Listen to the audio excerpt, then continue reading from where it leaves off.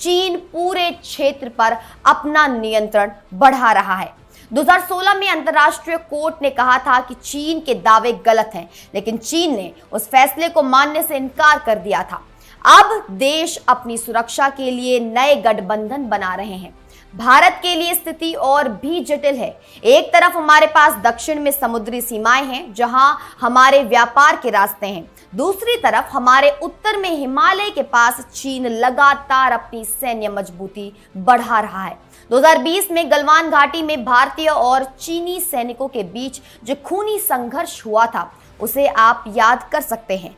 तब से चीन ने अपनी सीमावर्ती क्षेत्रों में काफी निर्माण कार्य किया है, यानी भारत दोनों तरफ से दबाव में है। यही कारण है कि भारत ने अपनी नीति में बदलाव किया है। पहले भारत सैन्य गठबंधनों से दूरी बनाए रखता था, लेकिन अब हमें समझ आ गया है कि मजबूत दोस्त ही बेहतर सुरक्षा देते हैं, और जापान भी ठीक वैसी ही परिस्थिति में है। जापान भी चीन के बढ़ते आक्रमण से परेशान है।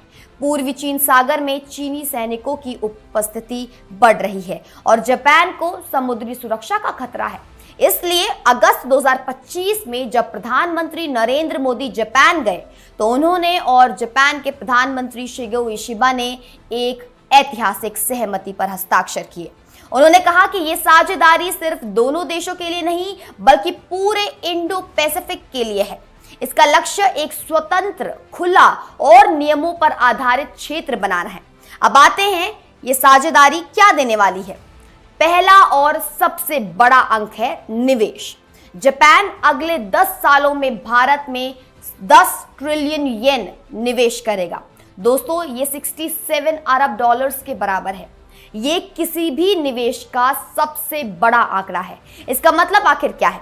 इसका मतलब यह है कि जापानी कंपनियां भारत में सेमीकंडक्टर बनाएंगी, इलेक्ट्रिक गाड़ियां बनाएंगी, सड़कें बनाएंगी और नई तकनीकें लाएंगी। हजारों नई नौकरियां बनेंगी, खासकर भारत के उत्तर पूर्व क्षेत्र में। लेकिन यह साझेदारी सिर्फ पैसों के बारे में नहीं है। सबसे महत्वपूर्ण बात यह है कि सुरक्षा सहयोग मिलेगा। भारत और जापान ने एक संयुक्त सुरक्षा घोषणा पत्र पर हस्ताक्षर किया है, जो ये कहता है कि दोनों देश अब सैन्य स्तर पर एक दूसरे के साथ मिलकर काम करेंगे। इसमें क्या क्या शामिल है, इसके बारे में भी जरा बात कर लें। पहला, दोनों देशों की सेनाएं एक दूसरे के अड्डों का उपयोग कर सकेंगी। दूसरा, वे संयुक्त सैन्य अभ्यास करेंगे, जो न सिर्फ 2 सेनाओं के बीच होंगे, बल्कि 3 सेनाओं, थल सेना, नौसेना और वायुसेना के बीच होंगी। तीसरा और सबसे महत्वपूर्ण, जापान अपनी सबसे उन्नत तकनीकें भारत के साथ साझा करेगा। उदाहरण के लिए, जापान ने भारतीय नौसेना के लिए एक विशेष रडार तकनीक विकसित की है, जिसे यूनिकॉर्न कहा जाता है। ये तकनीक छिपी हुई पनडुब्बियों को ढूंढ सकती है। ये इतनी उन्नत है कि जापान ने इसे सिर्फ एशिया में एक और देश फिलीपींस को दी है। अब आते हैं तकनीकी साझेदारी पर। भारत और जापान कृत्रिम बुद्धिमत्ता, सेमीकंडक्टर और स्वच्छ ऊर्जा में बहुत तेजी से काम कर रहे हैं। क्यों? क्योंकि दुनिया तेजी से बदल रही है और भविष्य उनके पास है जो इन तकनीकों में मजबूत होंगे। भारत एक बहुत बड़ा बाजार है, लेकिन हमें सेमीकंडक्टर बनाने की तकनीक की जरूरत है। जापान के पास ये तकनीक है, तो दोनों एक दूसरे के लिए परफेक्ट पार्टनर है। एक और बड़ी परियोजना है कि मुंबई से अहमदाबाद तक बुलेट ट्रेन की जापान ने न सिर्फ पैसे दिए हैं, बल्कि अपनी सबसे उन्नत तकनीकें भी दी हैं। जब ये ट्रेन चल जाएगी, तो भारत इसे अपने पूरे देश में लागू कर सकता है। ये सिर्फ परिवहन के बारे में नहीं है, यही हमारे अर्थव्यवस्था के बारे में भी है। तेज गति से चलने वाली ट्रेनें व्यापार को बढ़ाती हैं, बेरोजगारी को कम करती हैं। अब एक बहुत ही दिलचस्प बात, भारत और जापान ने अपने राज्यों और जापान के प्रांतों के बीच सीधे संबंध बनाए हैं। आंध्र प्रदेश जापान के तोयामा प्रांत के साथ काम कर रहा है। गुजरात शिजुओका के साथ जुड़ा है। ये बहुत महत्वपूर्ण है, क्योंकि इससे स्थानीय स्तर पर निवेश और व्यापार बढ़ता है, सिर्फ केंद्र के माध्यम से नहीं। लेकिन सबसे अच्छी बात यह है कि दोनों देश लोगों के बीच संबंध बढ़ाने पर फोकस कर रहे हैं। भारत के युवा जापान जा सकेंगे, काम सीख पाएंगे और वहां की तकनीक समझ पाएंगे। जापान की जनसंख्या तेजी से घट रही है, इसलिए उन्हें कुशल युवाओं की जरूरत है। भारत के पास सबसे ज्यादा युवा आबादी है। तो ये भी एक विन विन सिनेरियो है। तो सुनो एक और दिलचस्प बात, अंतरिक्ष क्षेत्र में भी दोनों एक साथ काम कर रहे हैं। भारत का चंद्रयान कार्यक्रम दुनिया भर में मशहूर है, अब जापान भी इसमें मदद दे रहा है। जापान की स्पेस एजेंसी अगले चंद्रयान मिशन में हमारा साथ देगी। लेकिन अब सवाल यह है कि ये सब कुछ आखिर क्यों हो रहा है?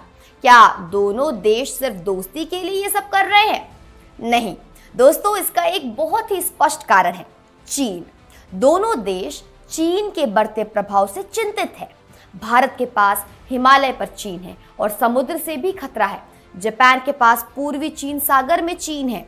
तो दोनों ने तय किया कि अगर हम अकेले हैं तो कमजोर हैं, लेकिन अगर हम एक दूसरे के साथ हैं तो हम मजबूत हैं। ये साझेदारी क्वाड का भी हिस्सा है। क्वाड आखिर क्या है? ये अमेरिका, जापान, भारत और ऑस्ट्रेलिया का एक गठबंधन है। इसका मतलब है कि भारत सिर्फ जापान के साथ नहीं बल्कि पूरे लोकतांत्रिक विश्व के साथ जुड़ा है, उस विश्व के साथ जो नियमों पर आधारित आदेश में विश्वास करता है। अब आते हैं इसके भविष्य पर।